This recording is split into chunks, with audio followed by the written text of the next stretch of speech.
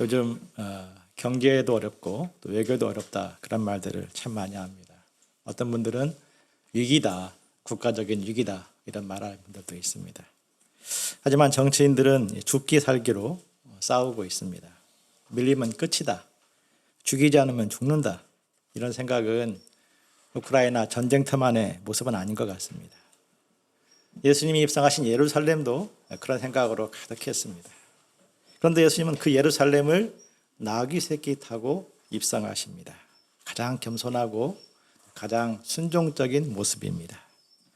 예수님을 바라봄으로써 전쟁 같은 세상을 견디고 하나님의 뜻과 소망을 따라서 순종할 수 있는 힘과 용기를 덧입기를 기도합니다. 28절을 보십시오. 예수님은 앞서서 예루살렘을 향하여 가십니다.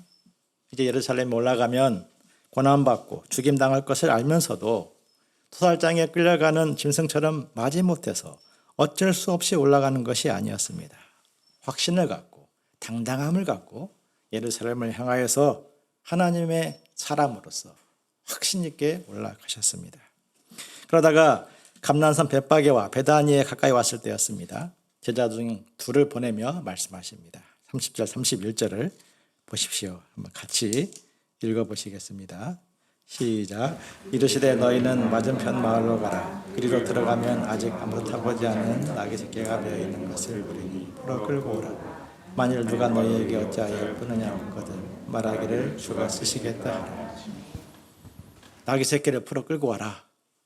예수님이 나에게 그렇게 명령하시면, 예수님이 경민 목자님이 그렇게 명령하시면 어떻게 반응하겠습니까? 참 곤란한 명령이시죠. 허락도 받지 않고 끌고 오라니 많은 문제를 일으킬 소지가 있습니다.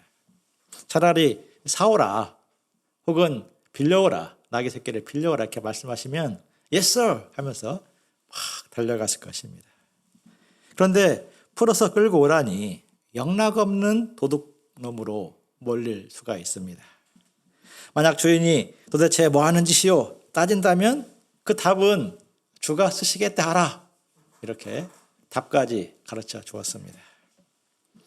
주가 쓰시겠다. 이는 나귀 새끼의 주인이 예수님이다. 더 나아가서 만물의 주인이 예수님이다. 주권신앙의 메시지입니다. 나귀를 내 주아들 주인에게만 필요한 믿음이 아니라 나귀를 끌고 와야 될 제자들에게도 필요한 믿음입니다. 예수님은 예루살렘에 입성하기 전에 제자들에게 주권신앙을 갖도록 의도적으로 도전하신 것입니다. 제자들이 반복된 고난과 죽음과 부활의 메시지를 듣고도 받아들이지 못했던 것은 하나님 중심이 아닌 이스라엘 중심의 신앙을 갖고 있었기 때문입니다. 예수님은 만민 구원 역사에 이스라엘을 쓰고자 하시는데 제자들은 이스라엘 회복 역사에 예수님을 쓰기 원합니다. 주가 쓰시겠다보다도 이스라엘 민족이 쓰시겠다, 이 생각이 앞서 있습니다. 제자들의 생각을 이해하기 어려운 것은 아닙니다. 그들이 로마의 압제 아래 살면서 얼마나 억울하고 얼마나 가슴 아픈 일들을 많이 만났겠습니까? 현실만 보면 이스라엘의 해방, 강대국 건설이 정말 시급합니다. 이스라엘이 잘 먹고 잘 살아야, 그런 나라가 되어야 그 다음에 하나님의 공의도 이야기할 수 있고 하나님의 은혜도 나눌 수 있으리라. 그렇게 당연하게 생각이 흘러갔습니다. 예수님의 능력에 대한 기대치가 올라가고 예루살렘이 다가올수록 제자들의 그런 생각은 아마 점점 굳어져 갔을 것입니다. 제자들이 사도행전 1장을 보면 예수님의 부활을 목격하고도 이스라엘의 회복이 이때입니까? 라고 물었던 이유입니다. 만민 구원 역사, 하나님의 역사, 이 복음주의의 원수는 민족주의다, 이런 말이 있습니다. 예수님은 사람의 원수가 자기 집안 식군이라 이렇게 말씀했습니다.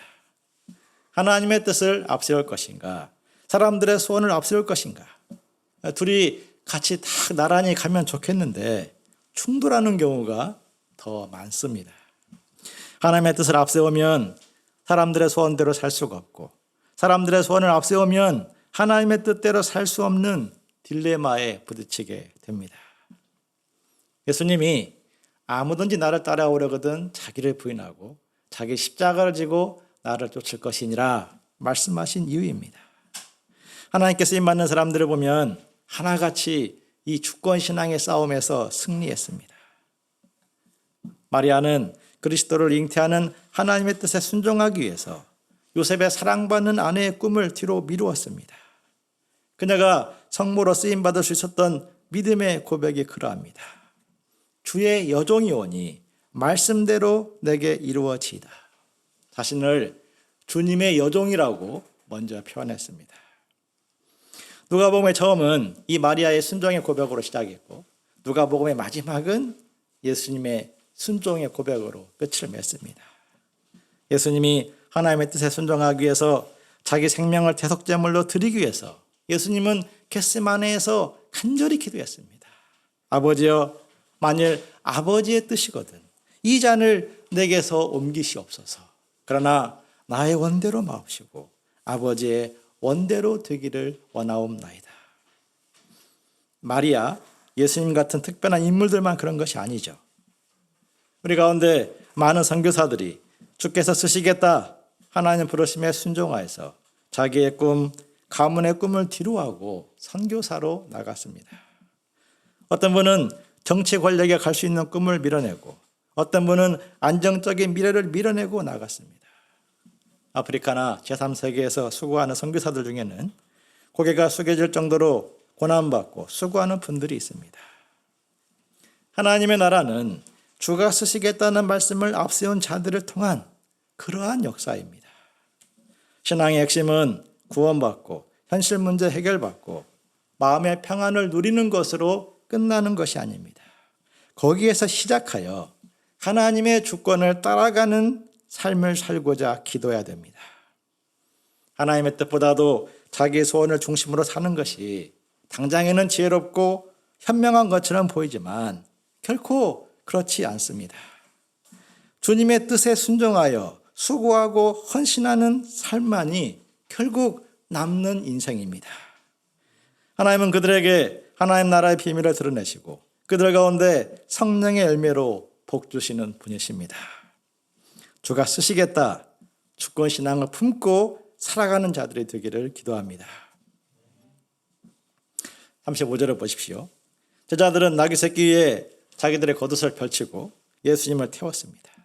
무리들은 자기들의 겉옷을 벌어서 대신 길 위에 카페트로 쫙 폈습니다. 드디어 나귀 새끼를 타신 예수님은 예루살렘으로 입성하기 시작합니다. 제자의 온 무리가 예수님의 앞뒤에서 큰 소리로 하나님을 찬양했습니다. 38절을 보십시오. 같이 읽어보시겠습니다. 시작. 이르되 찬송하리로다 주의 이름으로 오시는 왕이여 하늘에는 평화요 가장 높은 곳에는 영광이로다. 아마 우리가 읽는 식으로 하지 않았겠죠. 찬송하리로다 이렇게 막 이렇게 앞에서 종려나무 가지를 흔들면서 막 찬송했을 것 같습니다. 주의 이름으로 오시는 이여 다 소리치고 한쪽에서는 하늘에는 평화 한쪽에서는 가장 높은 곳에서는 영광 이렇게 호흡하면서 이렇게 우리 월드컵 할 때 대한민국 하잖아요. 그런 것처럼 그냥 대한민국 하지 않잖아요. 그렇게 막 운율을 맞추면서 영광, 평화, 주의 이름, 영광 하면서 막 이렇게 찬송했습니다. 우리 잠시 그 예루살렘의 입성의 모습을 상상해 볼 필요가 있습니다. 사람들의 마음이 얼마나 희망으로 들떴을까? 얼마나 많은 감격이 제자들의 마음을 휩싸고 있을까? 예루살렘 곳곳으로 찬양 소리가 퍼져나갔을 것입니다. 그들이 왜 그리도 감격하며 찬송하는 것입니까? 인간적인 관점으로 보면 예수님의 입성 장면은 정말 초라합니다. 이게 왕이야? 생각이 들 정도로. 당시 세상에서 좀 한다 하는 왕들의 입성식은 그렇지 않았습니다. 번쩍이는 갑옷을 입고 창검을 든 군병들이 앞뒤로 탁 이렇게 에워싸고 그 가운데 전차를 타고 진짜 로마 황제 같으면 황금 전차를 타고 이제 탁 입성을 했습니다. 그렇게 해야 사람들이 고개를 꺼벅 숙이고 감히 대항하지 못하겠다 그런 생각을 했습니다. 예수님은 온 세상을 구원할 만왕의 왕이시고 만유의 주로 오신 분이십니다. 그러므로 그들보다도 100배, 1000배 스케일을 크게 해야 할 것 같습니다. 그러나 예수님의 입성식은 정말 초라하기 그지없습니다. 아마 예수님의 두 발은 땅에 닿아서 질질 끌렸을 것입니다. 그런데도 우리들은 뭐가 좋아서 그리 환호하고 찬송하는 것입니까? 사람들의 관심을 사는 것보다도 하나님 말씀대로 순종하는 겸손의 왕, 진리의 왕을 보았기 때문일 것입니다. 스가랴서 9장 9절은 일찍이 이 왕에 대해서 예언했습니다. 시온에 따라 크게 기뻐할지어다.